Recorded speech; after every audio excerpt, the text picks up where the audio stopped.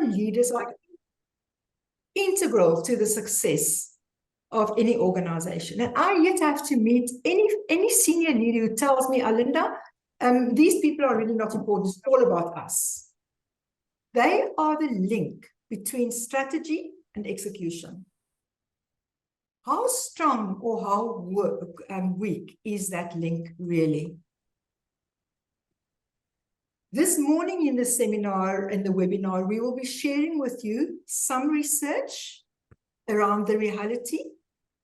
And then Moses will share with you a beautiful story of how this weak link has been transformed into a strong link in Devland's Coca-Cola. And then Mabuso, one of our facilitators with the most experience of presenting our Lead Q program, specifically focusing on frontline leaders, will share with the highlights of the Lead Q program. So please don't leave before the end. I hope that we've been able to put together something that will really be meaningful for you and be a good investment of your time. So, if I had to ask you, in your experience, how well, on a 10-point scale, how well do frontline leaders overall score in terms of their performance and ability to engage their staff? Can you please write in chat just your number and a comment behind that and why you say that? Look at your organization, frontline leaders. How well do they perform and engage their people? In your chat, please write a number, a score out of 10, with 0 being very, very under-delivering and 10 being absolutely performing very well in that role. Let's see what happens in the chat. Reflect on that for a moment.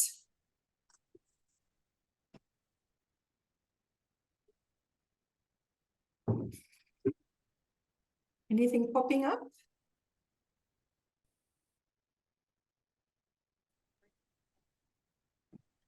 Not seeing any messages here. Oh, 7. Miranda, you're very, very lucky. Coming from PEP, you were excellent with culture. It's no wonder, depending on the support of the direct leader. 4. Actually, it's what experience, don't know how. 7, 8, out of 5 out of 10. 8, great teamwork. Stefan, well done for you if you've been able to achieve that.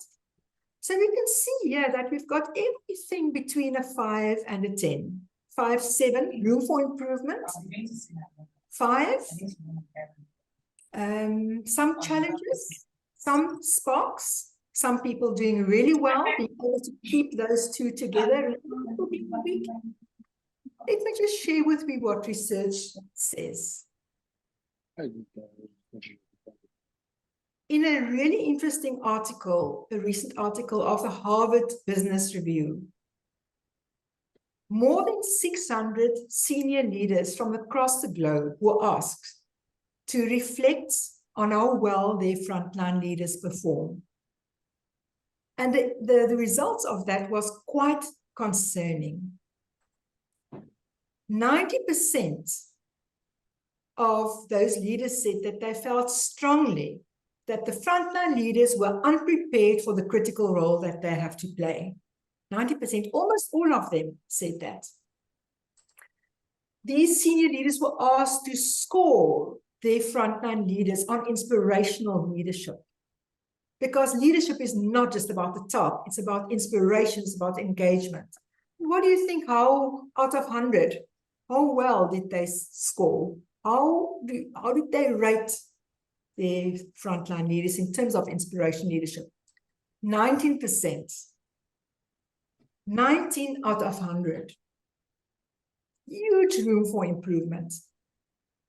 Then also important is more than 90% of those senior leaders believe that their frontline managers' lack of leadership ability negatively impacts employee engagement results in their organization.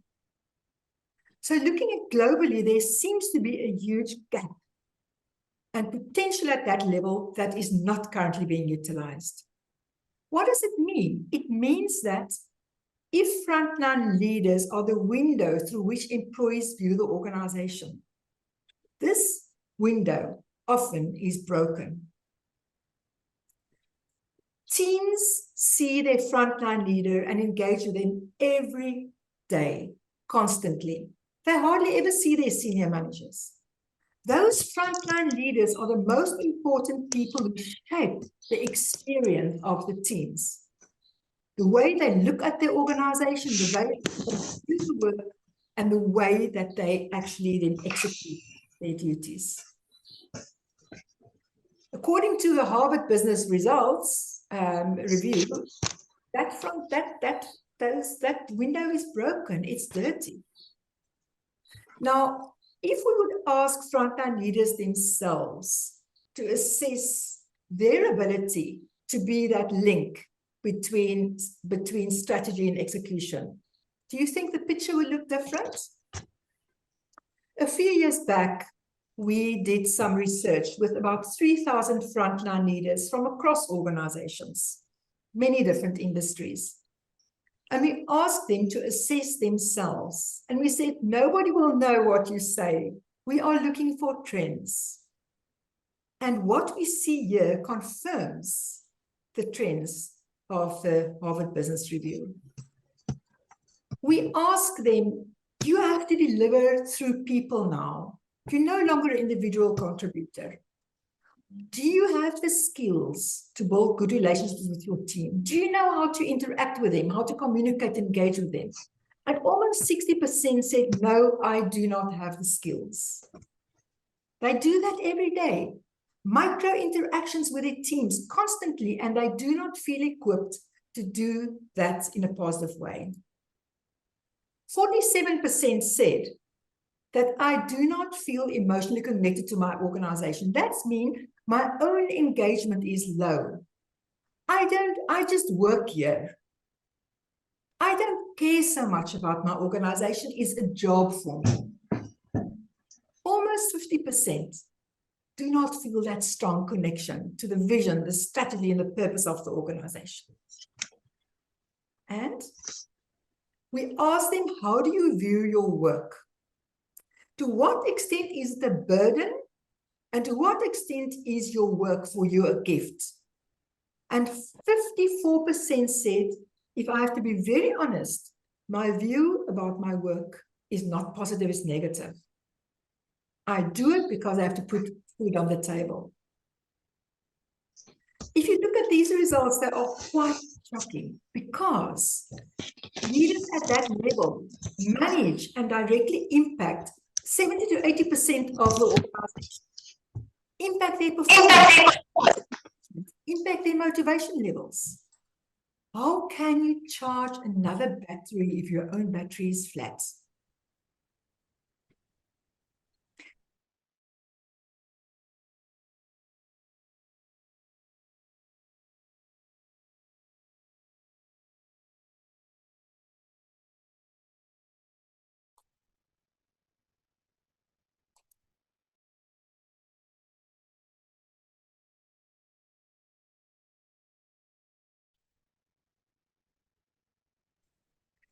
So, this is Sandpan. Sandpan is dry, it's barren. It's a place in Namibia. It looks like nothing.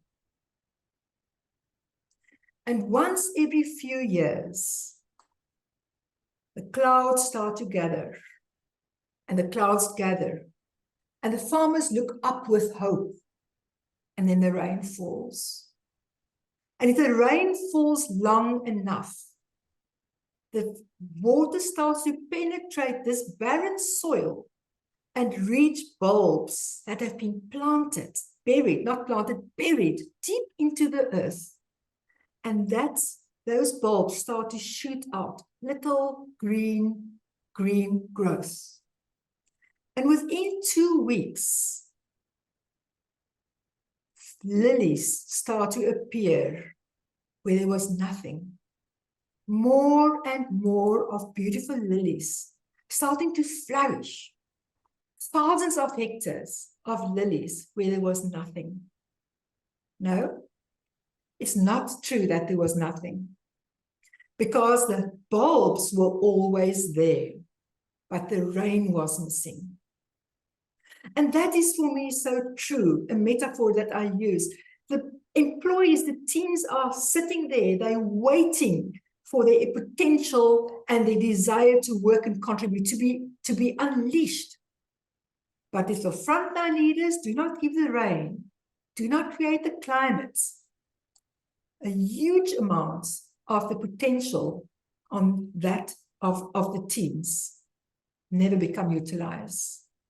Work for them remains a dry and an uninteresting experience, something that they have to do instead of choose to do.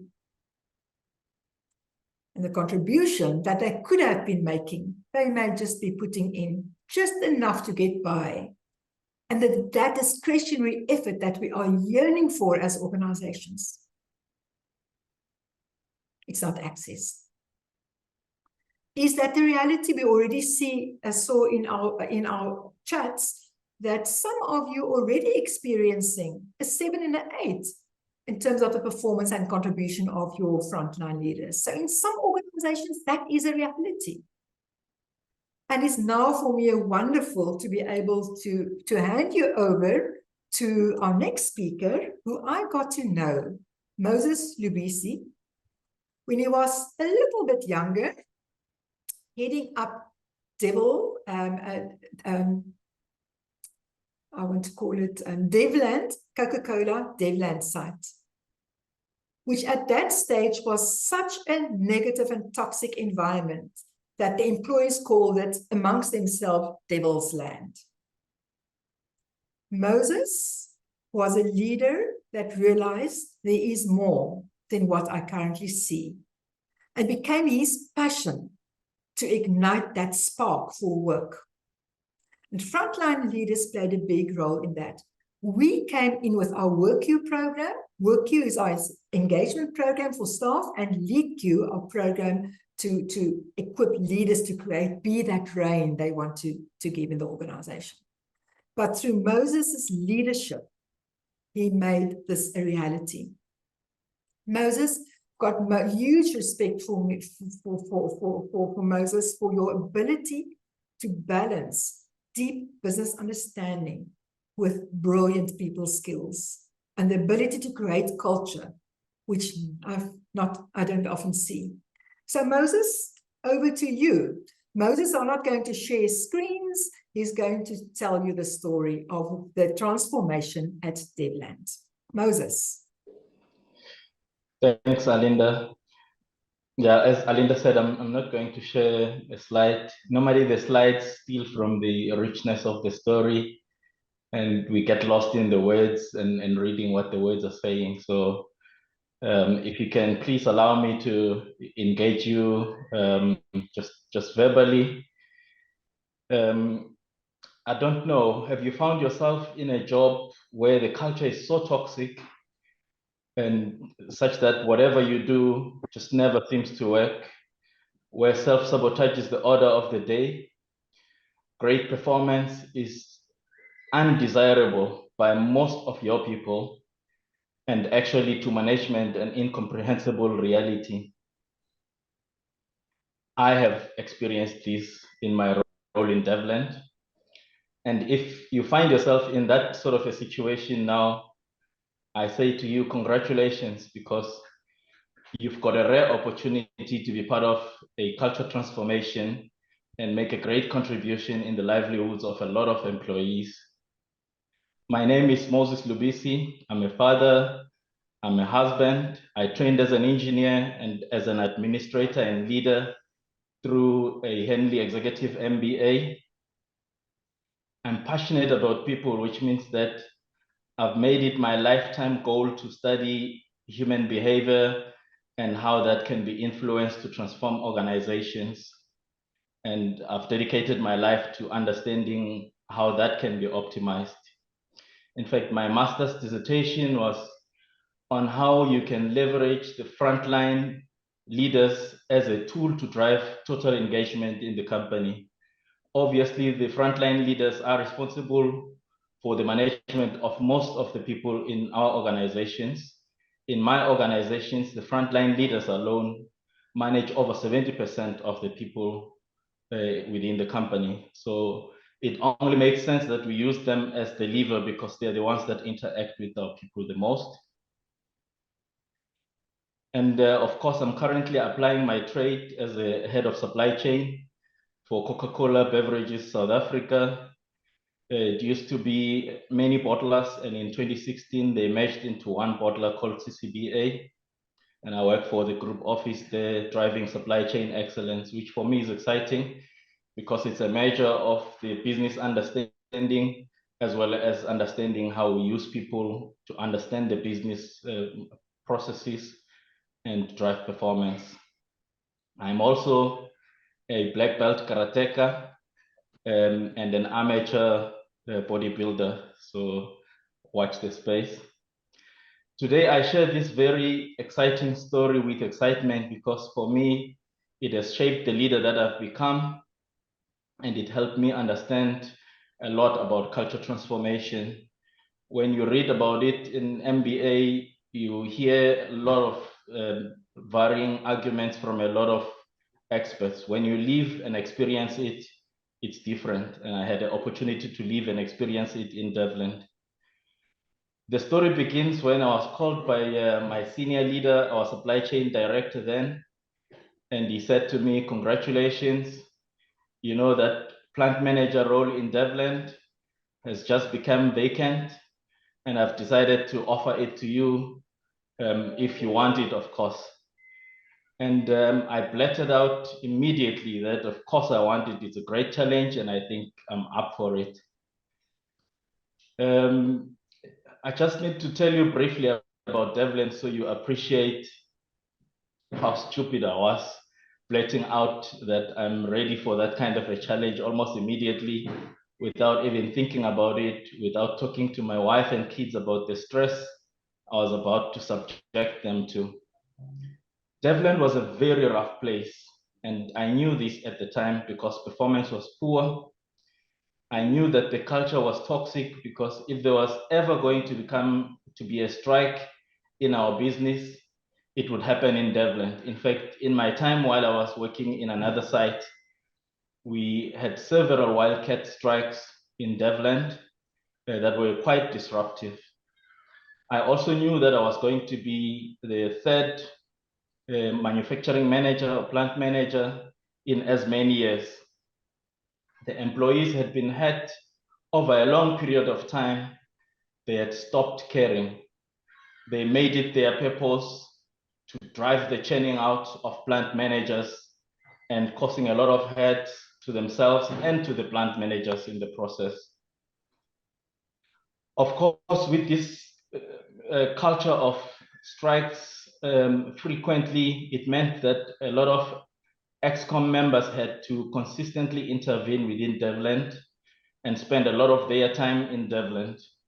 The implication of these for local management were quite disastrous and disempowering. And of course, this was disastrous for performance as well, because it meant that local management was disempowered. And if the plant manager or the most senior person on the site is disempowered, it means that everyone below them drops down a level. And unfortunately, for the frontline leaders, it means they drop down to become frontline again.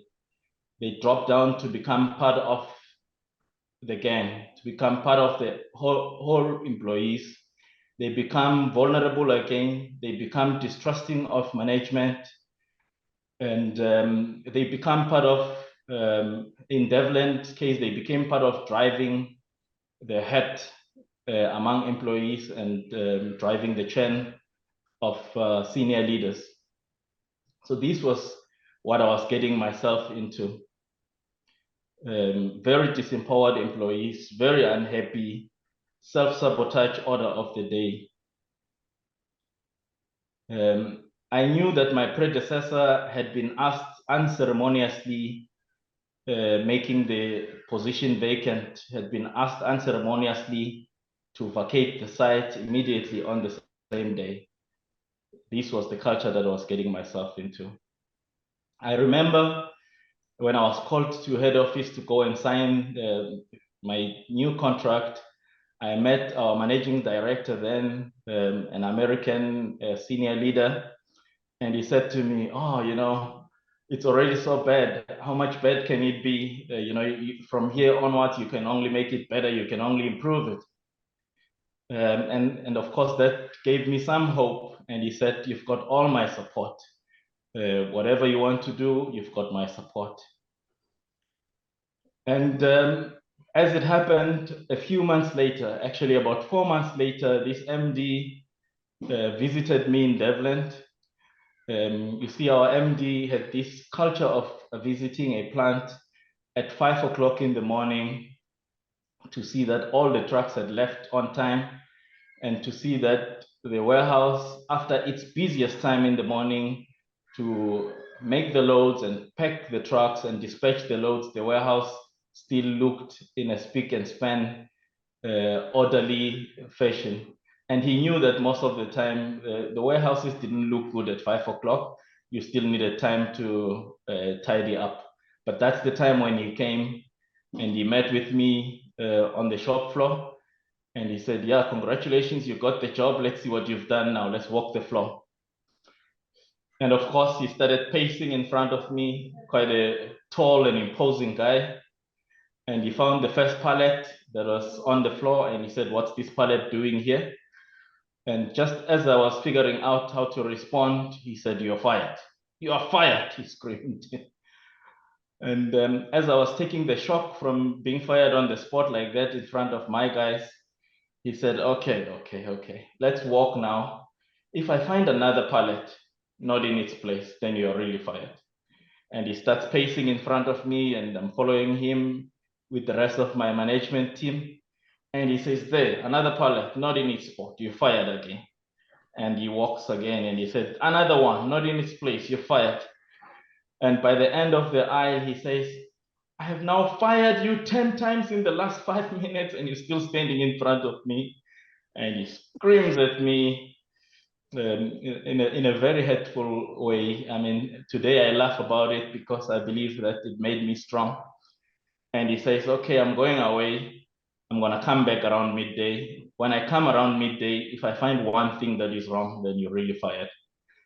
Now, the culture in Devland was such that when you walked in one aisle as management and you had a pallet falling on the other aisle with product breaking, and you went there to see what had happened, the operator who was responsible for that act would have ran away and disappeared, and you never knew what happened. And these sort of disasters were a daily occurrence. So Devland was tough. I remember one day on my way to work, as I drove into the plant, the logistics director phoned me and he said, "Why have we only dispatched 40 trucks out of the 140, which is the capacity of this warehouse?"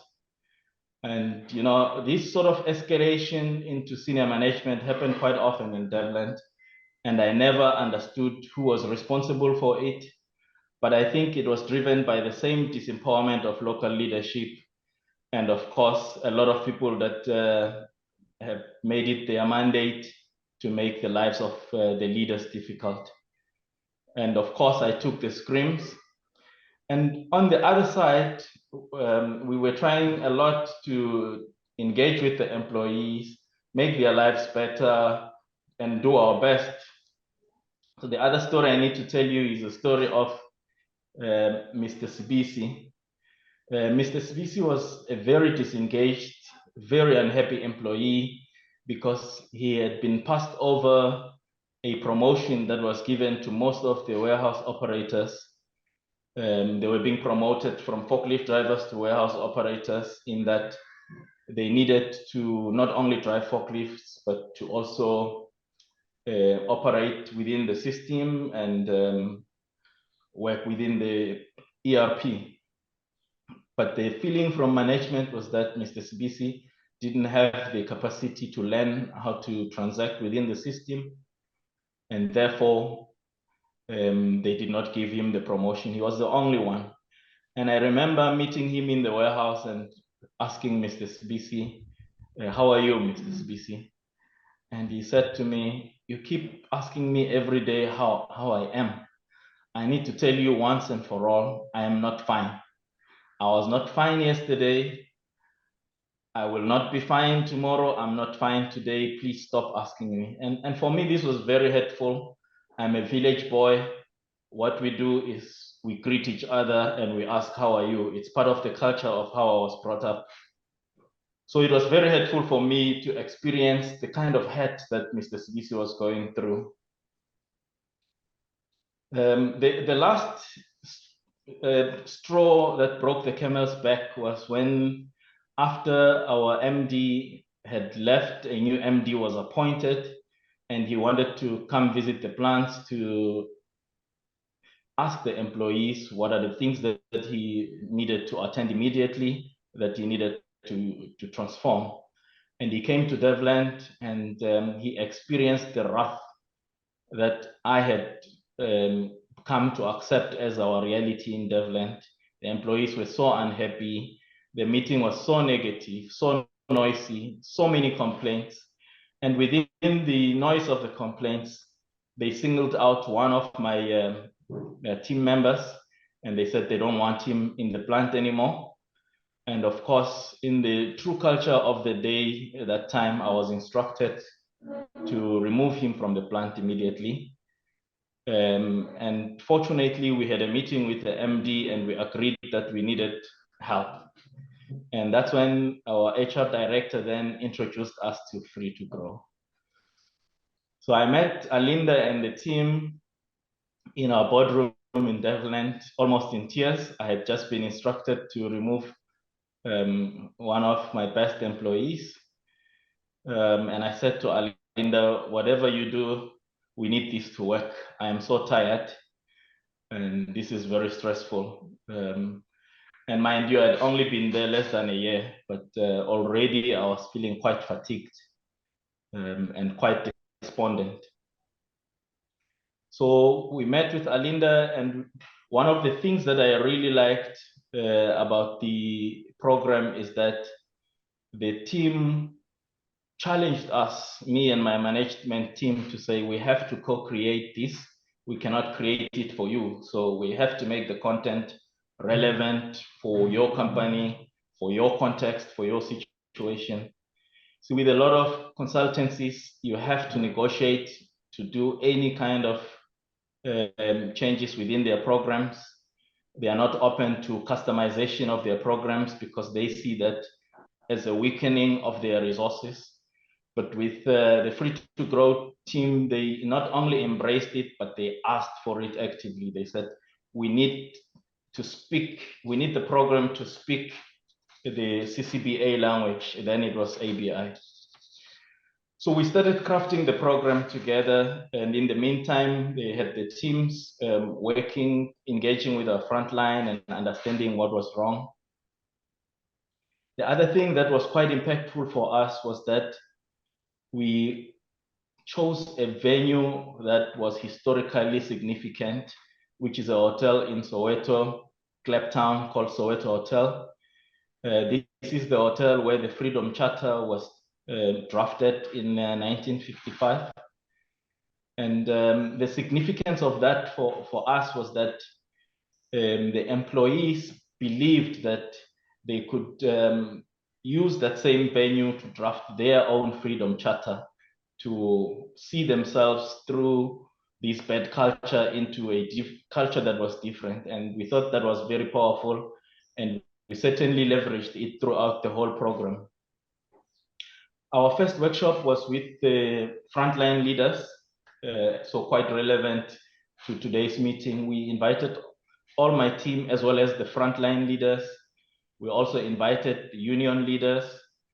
And what was different and quite impressive for me was that we invited the non-appointed leaders, but who were seen by the employees as leaders. And it would typically be because someone is a priest, because someone is an induna, some royalty, is a chief or a brother of a chief, or just someone they respect, normally just an elder. We familiarized ourselves with these highly influential individuals, and we invited them into that session. And the aim of those workshop sessions was to start with this core team, the process of healing the wounds, because we thought if we could heal the wounds of this leadership core, we could then use them as ambassadors and as change agents within the plants. And that worked like magic. The picture that you saw that Alinda shared at the beginning of my presentation was exactly taken at the end of that workshop. That candle lighting session was very powerful. We lit the candles as a symbol of light coming through into Devland. And there was a lot of emotion. There was crying in that session, old people's tears. It was sad for me. And I remember I immediately said I would like to address the employees. And I stood in front of the employees and I really and sincerely apologized for the hurt that they had gone through over the years. Although some of it was self-inflicted, but it was triggered by the behavior of leadership. It was triggered by the behavior over a long time of management, not seeing these individuals as leaders and as having the right authority as well to lead and influence. I enjoyed the storytelling when we went into the work queue processes. The storytelling, of course, in Soweto Hotel had to link with the culture of Soweto. A lot of our employees were from Soweto, hence the culture of militancy, I suppose. A lot of our employees were from there. And one of the things that the program did was it linked the personal purpose with the work purpose and how these work together to create one purpose for an individual. And that was quite powerful. So the program was quite effective at designing and creating a culture of ownership and the culture of accountability. So like I said, when you learn about culture change in MBA, there's various views from various scholars. Some people believe it takes 6 months. Some people believe it takes 100 days. There's various views. But we were able to transform a culture in Devland in about 2 months. We were able to give the frontline leader power from the ExCom. We created an escalation protocol that said, if an employee is unhappy, they have to start by going to their frontline leader and raising the issue with the frontline leader. And if the issue is not resolved, tell the frontline leader I'm escalating. And we gave each level of leadership 1 week. And if it's still not resolved within the week, escalate to the next level and escalate to the next level. And I actually gave the employees permission to escalate up to the managing director if they were still unhappy. But because of this empowering process that we went through, 90% of the issues that the employees raised were resolved by the frontline leader. And the few issues that came to either my team or myself were because it was issues that required a budget. And the frontline leaders, of course, enjoyed this newly found power that they now had. And performance just improved almost overnight. That year, we started these sort of initiatives around this time, actually, around end of September, October. That peak, our peak is in December. We had the best peak ever for Devland. We were able to dispatch over 150 trucks a day, which is more than 110% of the capacity of the site. Our engagement scores went up significantly from one of the worst within the company to one of the best. And in fact, on logistics, key performance indicators, Devland became the best. And I believe even today, Devland is still the best. Almost 6 years later, Devland is still the best in terms of those KPIs. And I'm also pleased that because of that empowerment, a lot of the leaders that I worked with in Devland and a lot of, especially the frontline leaders, have now been promoted to several senior roles within the business, and they're doing very well. So quite good to see the sustainability of the system. The engagement is still good, the performance is still good. And what a relief for people to stop calling that place the devil's land. And Alinda, by the time you guys were done, they were already calling it the heaven's land. And I didn't have to hold the people accountable. The people were holding each other accountable. If they experienced anyone behaving in a manner that was not aligned to the new culture, you would see the guys doing a signal like this, saying, it's time to change, you need to change. And there was just so much energy within Devland, great culture, complete with with its own victory song, its own slogans, which was produced by the employees. So quite exciting to have been part of that. Alinda, I've got a lot of respect for the program. I've got a lot of respect for you, for the experience that you've allowed me to lead and to live. I still talk about that experience in every interview for me as a significant point of learning. So yeah, thank you so much for that contribution, and thanks colleagues for listening.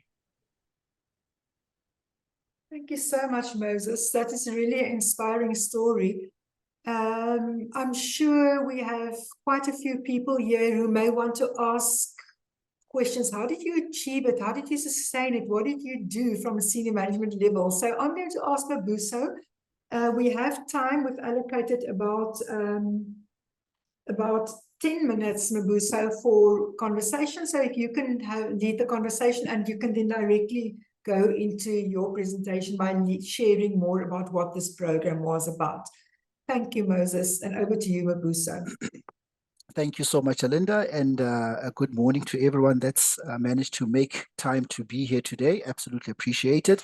If you have any questions around Moses' experience with the program, the implementation, and the results, please feel free just to either send that question on a WhatsApp. I mean, not on a WhatsApp, in our chat on Zoom. I will keep my eye on that, and I will bring that question to the attention of Moses. But as well, please feel free just to raise your hand if you know where the reactions button is, and then I will acknowledge you. You can unmute your mic, and we can indulge the question, which I'm sure may be valuable for more people than you may imagine. So please feel free, if you have a question around Moses' story or the mechanics of implementation, to just go ahead and ask. Please feel welcome. I don't think there's anything like a useless question.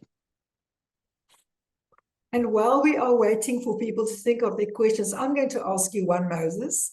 What is the biggest change that you think, apart from escalating empowerment and power down, what is the biggest change that had to happen in senior leadership to enable this growth and unleashing of potential at the frontline leadership level? What were the shifts that you had to make as a senior team? I think as a senior team, firstly, it was to ask from the more senior leadership team, from ExCom, to get the support for this intervention, and also for us to trust the process and to let go a little bit and to be vulnerable, to understand that we are also human beings, and that hurt people cannot perform. So we cannot continue hurting people and managing them as robots. So for me, that was important among my leadership team, to understand that we are dealing with human beings who have emotions. Holding people accountable was very important, because when I tell the story, a lot of people misunderstand that I'm saying we stopped holding people accountable and we became all lovey-dovey and we sang Kumbaya. That's far from the truth. During this process, this culture change process, we dismissed probably 20 people within a space of 2 to 3 months, because these were the people that were holding us back, and we had to be firm. And in all of this, the leadership core that we went to the first workshop with, they took the leadership. We had some of these community leaders, these leaders without a title, come to us and say, you have to deal with those boys. They are disruptive. They are asking people to go on strike. And we followed through. And when we did that, we continued with the communication, standardized communication, consistent communication, focus on result, appreciate the small roots as we see them emerge, appreciate that, praise people, do a lot of reward and recognition, and that just put the right kind of fuel to the cultural transformation, and it sustained itself. Awesome stuff. Thank you, Moses, highlighting the importance of communication. I like the way you said communication, then consistent communication, and then recognizing the small roots, the small victories along the journey and celebrating those. All right, Marcy, I see your hand, and I am going to ask you to unmute yourself and please ask your question, and I will acknowledge a comment as well in the chat after that. Thanks, Mbuso. Hi. Hi. Moses, one of the things that you mentioned that I quite liked in the beginning was around, you know, the hurt that people have gone through. And I think what's key is that we know that hurt people, right? You spoke about, you know, going into the plant with your senior managers who had fired you 10 times. There's a level of hurt that you experienced through that. How did you deal with that hurt yourself? Yeah, that's a good question. I think the way I dealt with it was that I took it and used it to build my resilience. And I think most of that happened very subconsciously. At a conscious level, I had a very supporting wife, a very supporting family, because I had to spend a lot of time at the plant. So at the subconscious level, I think it helped me build my resilience. And I think because of that experience, it's very difficult to break me. Yeah, I mean, I've reflected a lot on why I didn't break when my MD was firing me in front of my guys like that. And I mean, at some point, I was feeling pity for him because as he was screaming and things coming out, I was feeling that he looks hurt himself. And I think all of that kept me going to not see him as the evil that maybe I would have seen him as, but to see him as also going through his own challenges, and that I can control what I can control. But yeah, that helped me build a lot of resilience. Thanks, Marcy. Excellent question. Absolutely. I want to just acknowledge a comment that came in here. And Jerry, I see your hand. I'm going to read this out to you, Moses, quickly, which was from Adipeju. Just before we go to Jerry, that was very touching and as well encouraging.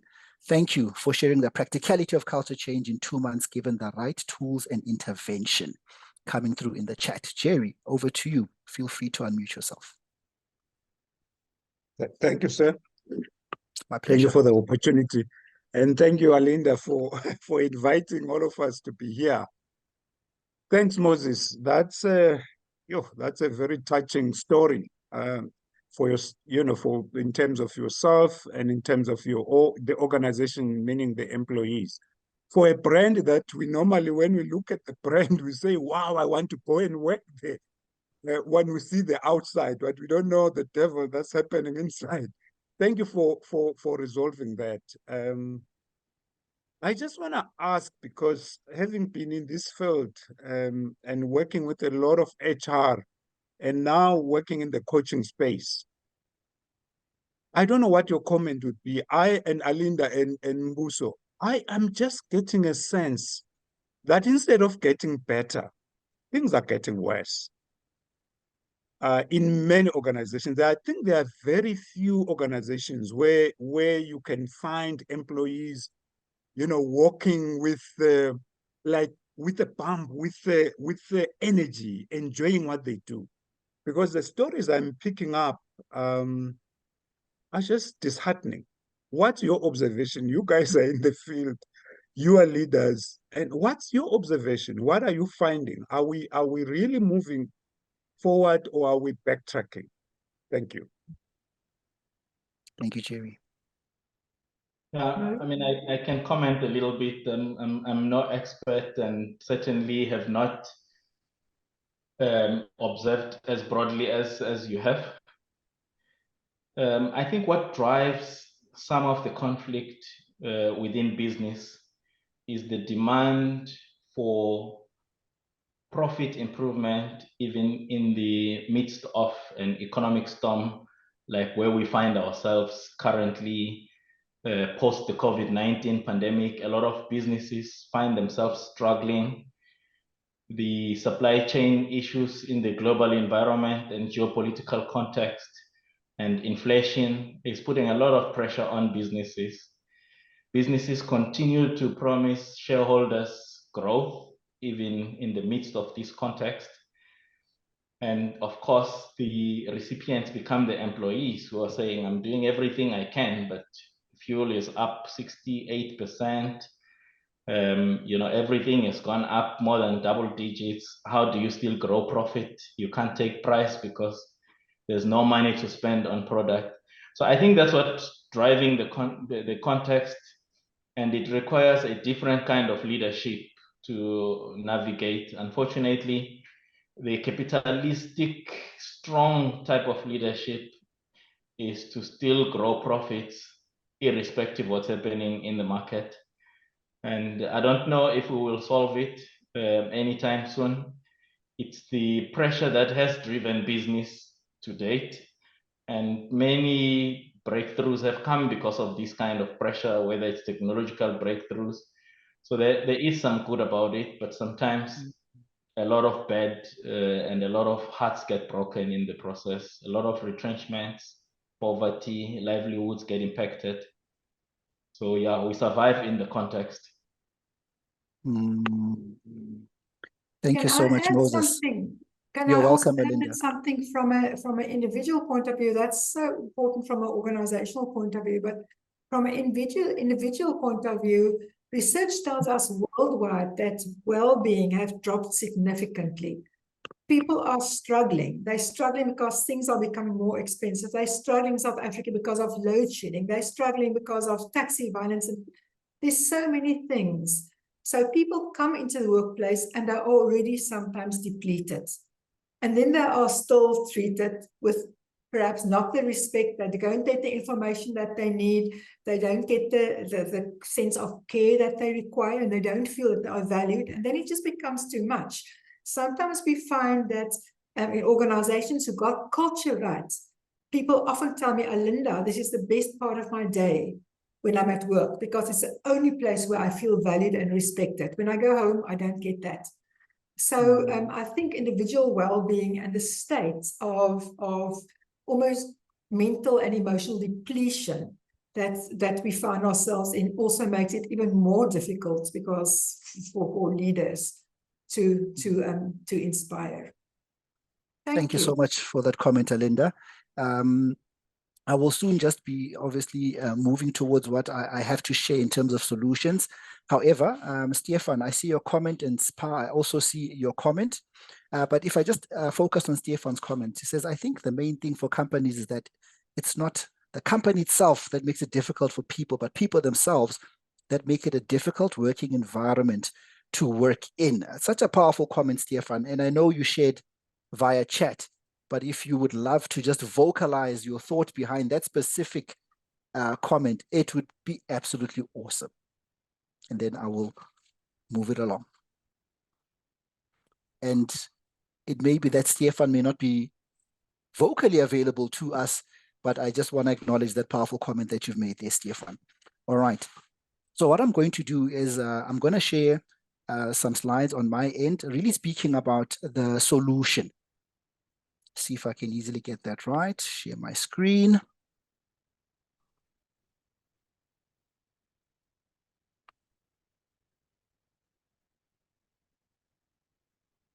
Okay, awesome. I hope that you are able to see my screen.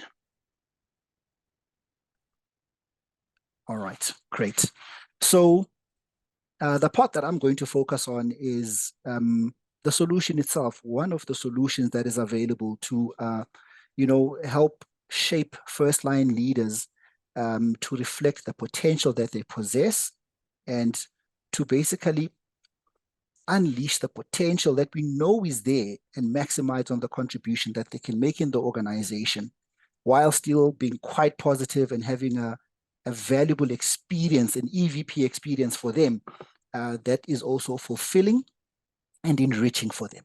Not that they're feeling that they're being drained. That's a very important balance. So one of the tools that we have is a training intervention called LeadQ. Its purpose is to unleash potential and boost engagement. Naturally to drive strategic objectives and, to create that quality experience that employees would love to have in the different chapters that they go through as they work through organizations, along their journey. So I'm going to quickly touch on this in a very brief form. It's just to give it a bit of shape, but I'm not going to deep dive into every element. What I'm really concerned about is showing you what the program is about and what it is that it actually deposits into people and hopefully can be extracted in the long run. The need has been well articulated by Alinda, and I will focus on the program and share a little bit about the impact and, of course, how that process unfolds. How do we go about doing this, which I think is important. So when it comes to the need, needless to say, we know that leaders shape the mindsets and they influence the behaviors of the people in their teams. And without belaboring, we know that we want them to be an absolutely strong link in the chain because, as they say, that's where the rubber hits the tar. Where the work gets done in terms of where most of the people are functioning to achieve the strategy of an organization happens on the front lines.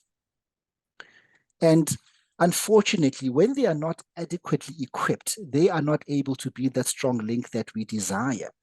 And as a result, this dents either engagement results, and of course, it slows us down from achieving strategic objectives, or we fail in the process of achieving those strategic objectives. Now, if you take it back a couple of decades, there was a gentleman called Mari Cooper who discovered something amazing in the 70s, which is quite different to what we have now, but this is where it began. If you go back down memory lane and ask yourself, what is the first cell phone that you ever used? You would realize that what you have in your hand now and where it all began is reflective of the rapid change that has taken place in the world since the inception of what we now know as a cellular device and the kind of device that we have in our hands and the type of technology that it is capable of making use of. So change is constant and we cannot escape that. But it's not just about technological change. It's about changes in leadership styles. It's about changes in generations and organizations that are now coming in, and they require something different to motivate them, to retain them, and to get the best out of them. Now, when it comes to something like a dice, it may look like an off-ramp, but if you just stay with me, you'll see exactly where I'm going. If I'm holding a dice and if what I'm looking at on my side of the dice is number one, you wonder what is on the other side of the dice, what's on the opposite side of the dice. And if you don't know it, for example, you then guess. I will take a guess. And so if I'm looking at a one, the other side is a 5. If I'm looking at a 2, the other side is a 4. They all have to add up to 6, if I'm correct, unless I haven't gambled in a while. But if you don't know it, what do? We guess. When we don't equip leaders to lead effectively, we are leaving them in the same position because we are leaving it up to chance. We also leave them to guess what needs to be done as opposed to know what needs to be done. And that is a shortfall that some organizations find themselves experiencing because of the lack of investment in equipping these frontline leaders. So where does the program plug in? The business environment is not what it's always been. Cool, calm, and collected is not reflective of the times that we are living in. The picture on the right, this permanent white water, is more reflective of the truth. And there's a term where we speak about volatility, uncertainty, complexity, and ambiguity, characterizing the type of business environment organizations are functioning in. And this causes quite a massive challenge as far as operational clarity of frontline leaders in knowing what needs to be done in organizations. So how do businesses respond to this environment? The environment itself requires people to do what? To be engaged and to be fully on board. We call these people paddlers. And if you think about it, the environment literally dictates to us how we need to respond. So if we don't respond in an engaged manner, in an environment that is highly complex as the one that we are in, the probability of us not achieving what we have set out for ourselves phenomenally increases. So we want more paddlers in organizations, if not everyone. Then we've got these characters that we call passengers. Now, passengers can be reliable, reliably come to work on time, reliably take their breaks on time, reliably leave on time. But if you think about things that have been worth building in this life, can we do them in the parameters of being in a relaxed state? And the answer is no. For many of us that have achieved things in our personal lives and in our professional lives, there's always the part that requires the extra mile. And this is where the frustration comes from when it comes to the passengers. When we need to kick into the next gear, they are not available to us. And then lastly, we've got this group of individuals that we call the pirates. Every organization has them. They take on a different, they're not always look the same, obviously, that I am openly vocal and destructive. That is an obvious pirate. But then you also get pirates that are quite passive, that are influencing people with their negative behaviors, with the negative lack of positivity around the way that they see challenges in the organization, and that drags the business down and the performance down. So how do we help frontline leaders to mitigate, especially the challenges of pirates, to convert passengers into paddlers, to convert pirates into paddlers, to increase the number of people that are on board? And we do that through one of the learning experiences that we offer, which is called Lead Q. So what does Lead Q do? In an organization whereby, even if frontline leadership is in good state, but you want to continue to sustain, to revitalize, to re-energize, excellent tool. If I'm in a place where I don't have a leadership standard or framework that I'm working with, it is left up to chance and everyone decides what it is that they choose to do, then it's a great place to start to say, let us create an architecture that we can work around to drive engagement in the organization. So the program itself focuses on what I now call the hand of leadership, leadership in the palm of your hand. You look at this hand, the dimension changes. So when we go into training sessions, I always tell the attendees that when we leave here, your hand is going to mean something quite different to you. You will not be able to look at your hand in the same way again. You will know that you've got this leadership right in the palm of your hand. And one of those elements is knowing your team. You need to know what you have, but you also need to choose the lens through which you look at it.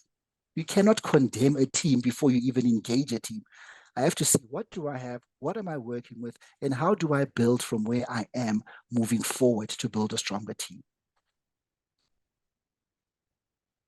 And every single element has got the appropriate tools that go with that specific element. So what else is there? Show me. Arguably, not even arguably, I am 100% sure that one of the greatest influencers of behavior as far as a leader is concerned is their own example. You know, what you say may sound awesome, but what you do is way more powerful than what we say. So exemplary leadership, leaders that show the way, leaders that know the way. If I couldn't talk, you could see from my example what needs to be done and how it needs to be done.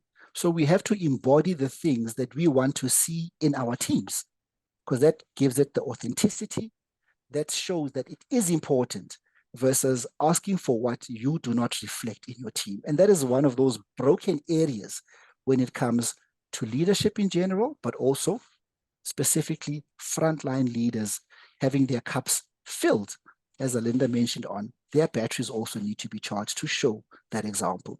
Often, this is the reality that we face. The wrong example of the things that we want other people to bring to the workplace.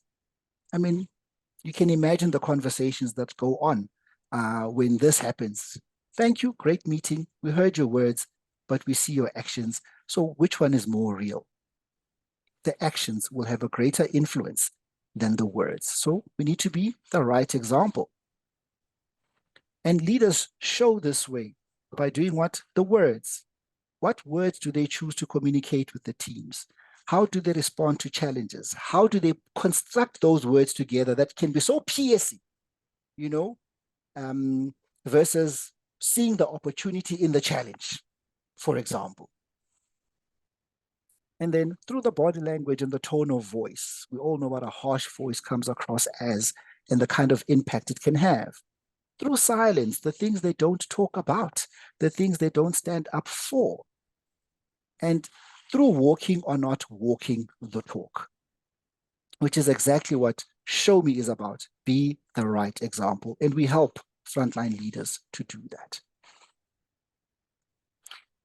What other element is important here? So just look at how it builds. Now, I know the team, I know what I have, I know what I'm working with, and I know what I want to build out of my team. I am the right example for my team. So I'm authentic and I'm real about what it is that I would like to see happen. Next, I got to keep my team informed. They need to know what is going on. And we see information as a life giver. Gives you context, makes you understand why you are somewhere, makes you know why you are doing something. And without information, if you've ever operated with scarce bits of information, but trying to get to certain results, it leaves you out in the dark, in no man's land. But what is it exactly that frontline leaders can get better at doing as far as informing their teams are concerned? And these are these elements. What are my expectations of you? Why is it important? A very biasly important one here a little bit for me, the why, which is sometimes we look at people and we don't understand why is it that they don't do something that is so clearly obvious that needs to be done. And it's thinking about, am I actually stimulating that connection with the why? Do they see the bigger picture of what it is that they are doing, which then drives the behavior? And lastly, how am I doing? Feedback. Am I progressing? Am I doing what is expected of me at the right standard? Do you see my contribution? And of course, where can we build where we see gaps that are ensuing?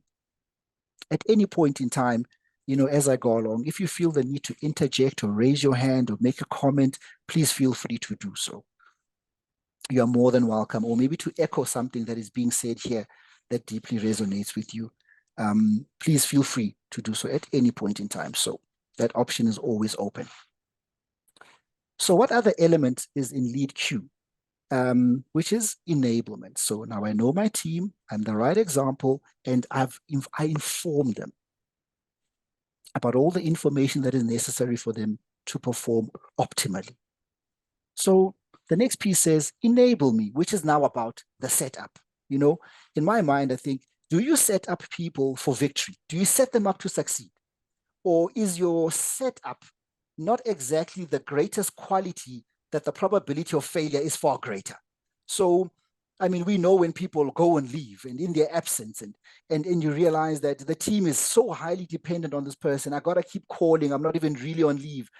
It's your setup. What did you deposit? And is there an ROI in your absence when you need to go and fill up your cup?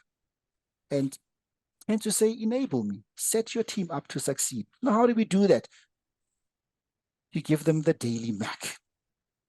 So this daily Mac, my apologies if you're a bit hungry. I'm sure that we will have some relief as lunch approaches. First one is the means. Practically so, we need the means. I need what I require to execute on those jobs. So on the one end, we look at the tools. Do I have the tools to execute the job? And I know that people have a tendency to think of, do I have the best in class? There's a big difference, you know. There's the best in class versus, I may not have the best in class, but is what I have still adequate to deliver on what is being asked of me at this point in time? And in many situations, what we have is adequate as we aspire for best in class, which obviously needs budgeting and planning and CAPEXs. And those are things you hear, especially in operational environments, when they hunger for best in class versus what is already there. It's about how we make use of what we have as we move towards what we desire. And then the systems and procedures. Are SOPs clearly documented, aligned with? Do people follow those rules? And the tools, the systems and procedures put together provides the means. I know the rules and I've got the tools. I'm ready to play the game. Thank you. And that's how it should be. But it's not always like that. So what else is there? I need to help my teams with their ability, consistently help them build on their ability. And to look at it all together, just in one slide, what do we mean by that? So we have an acronym, we call it BOSC, just, to trigger our memories. But it's when you look at the people in your team and you think about the engagement and the inspiration and, if I can say, the competence of frontline leaders to do that, some of these elements become absolutely key. Are my people knowledgeable? Are we sharing knowledge? Or are people hoarding knowledge at the expense of performance? Are people arriving with the right attitude at work, ready to go, positive approach, no matter what happens, we'll find our way through? The behavior, actually do what is expected of them. Do they do that? And of course, their skills. Are we constantly deepening the skill set, diversifying the skill set to speak to the demands that are in the organization? And so a frontline leader has to be in tune and in touch with where their team is as far as their ability is concerned. And then last but not least is the climate. Have I set up a thriving climate where people feel that desire to come to work, enjoy being at work, because it is an environment that is, for the lack of a better word, a positive environment most of the time. A thriving environment. You see people's potential, we make use of it, we support each other, we don't throw each other under the bus, being the dominant kind of characteristics that you find in a climate that people enjoy working in and coming back to. And then we need to support these guys. So I know them, I'm the right example, I give them the right information, I enable them. Now I need to support them throughout all our work endeavors. And support is not just about what I can do practically, but it also goes deeper into elements of listening to them and understanding their points of view about whatever challenges that they may be facing in the organization. To care about them as people and as employees and to feel for them. And when they go through a hard time, what kind of support can I provide for my people to speak up on their behalf, to promote their interests and to argue for their needs that you also see as viable needs that will positively contribute to the team moving forward. And lastly, that practical assistance that is needed on a daily basis when they struggle to execute on the operational demands that they find themselves responsible for. And then the last finger that completes that hand, I got to appreciate and recognize what I have. As time goes on as a team, appreciate it. I love that comment from Moses. Celebrate the small victories. And this is where you realize what activates a leader. Do you appear when something has gone wrong? That means you're activated by things going wrong. And that doesn't positively influence people. Are you activated when things go right? And that is equally important. So you cannot have one without the other. You are bound to be activated by both, not biasly by one. So appreciation and recognition, which we believe is a gift. And just the last couple of slides here. Here we shape, how do we do that? What is the difference between recognition and appreciation? How do we make it meaningful? And every single element takes that deep dive into the how. How do I do this? And here is what we call a praise approach, which just basically empowers us on knowing how can I recognize and appreciate people in a meaningful manner. Make it personal, make it regular enough, be authentic. The more immediate it is, the more relevant it feels because it's happening almost in real time. Be specific and expand if there's something beyond the obvious that you can see that is worthy of acknowledging. So the impact, I'm just going to show you a quick slide here that features a gentleman that you've already seen here today by the name of Moses Lubisi. And if you just take a second just to read one or two of these, it's a reflection of that impact.